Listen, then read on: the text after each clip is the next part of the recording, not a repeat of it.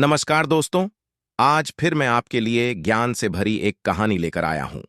ये कहानी है गौतम बुद्ध और एक दुखी भिखारी के बीच की बुद्ध, जिससे जीवन का बहुत अच्छा ज्ञान मिलता है।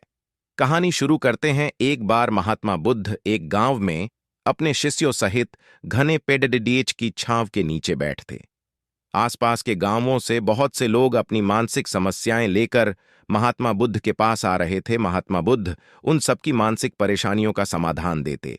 सब लोग खाहूशी खाहूशी अपनी समस्याओं का समाधान पाकर वहां से लौट रहे थे। वहीं से कुछ दूर बैठा लोगों को बुद्ध के पास जाते देख एक दुखी भिखारी अपने भाग्य को कोसता हुआ यही सोचने लगा कि अभी कुछ देर पहले तो ये लोग दुखी मन से मुंह लटकाए उन महात्मा के पास गए थे, और अब इतना खुश होकर कैसे वापस लौट रहे हैं। आखिर माजरा क्या है, जरा मैं भी जाकर देखूं कि वो महात्मा ऐसा कौन सा खजाना बांट रहा है इन लोगों को। वे इतने प्रसन्न हुए कि उनके चेहरे लाल हो गए। जब वो दुख भिखारी कुछ नजदीक गया तो उसने देखा कि ये महात्मा तो लोगों को प्रवचन देकर लोगों के दुख का निवारण कर रहे हैं। यह देखकर भिखारी के मन में भी तीव्र इच्छा हुई कि क्यों न मैं भी इन महात्मा को अपना दुख बताऊं।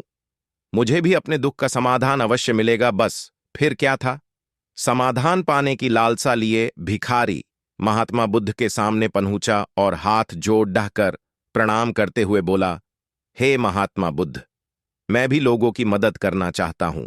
मुझे लोगों की मदद करने की बहुत इच्छा है, लेकिन मैं कैसे मदद कर सकता हूं। मैं बहुत गरीब हूं। मेरे पास न तो पैसे हैं और न ही कोई ऐसी चीज जिससे मैं किसी की मदद कर सकूं। मैं कोशिश करने पर भी किसी की मदद नहीं कर सकता। मुझे भगवान ने इतना गरीब क्यों बनाया। हे महात्मा, मुझ पर कुछ कृपा करो। इतना बोलते हुए भिखारी रोने लगा। महात्मा बुद्ध बोले, आप बहुत अज्ञानी हैं, क्योंकि आप अभी तक इस भ्रम में जी रहे हो कि तुम्हारे पास कुछ नहीं, जबकि दूसरों को कुछ देने के लिए तुम्हारे पास बहुत कुछ है। तुम बिना धन और वस्तु के भी दूसरों की मदद कर सकते हो। तुम्हारे पास जुबान है जिससे तुम मीठे शब्द बोलकर किसी के दुखी चेहरे पर मुस्कान ला सकते हो। इन्हीं शब्दों की ताकत से तुम किसी के भी टूटते हौसलों को फिर से मजबूत कर सकते हो। इन शब्दों की शक्ति से आप किसी के भी मन में सकारात्मक विचारधारा के बीज बो सकते हैं और उसे गलत रास्ते पर जाने से रोक सकते हैं। तुम्हारे दो हाथों से किसी भी कमजोर या लाचार व्यक्ति की सहायता कर सकते हो। आपके दो आंखें किसी अंधे को रास्ता दिखा सकते हैं। तुम किसी के लिए दुआ कर सकते हो। यह हो सकता है कि उनके बुरे काम फिर से हो जाएं। आप किसी के अच्छे स्वास्थ्य की कामना कर सकते हैं, लेकिन अज्ञानतावश तुम अब तक इस बात को समझ नहीं पाए और इस भ्रम में अब तक जीते रहे कि तुम्हारे पास मदद करने के लिए कुछ नहीं। धन और वस्तु की मदद करना अनिवार्य नहीं है। बिना धन और वस्तु के भी हम कई प्रकार से लोगों की मदद कर सकते हैं। महात्मा बुद्ध के ज्ञान से भरे ये सुंदर शब्द सुनकर भिखारी के चेहरे पर मुस्कान आ गई और वह खुशी से झूमता हुआ वहां से चला गया। दोस्तों, महात्मा बुद्ध की इन बातों से बहुत कुछ सीखा गया।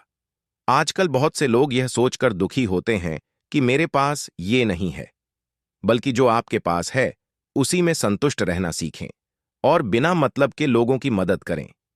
इन्हीं से आपको परम सुख की प्राप्ति होगी।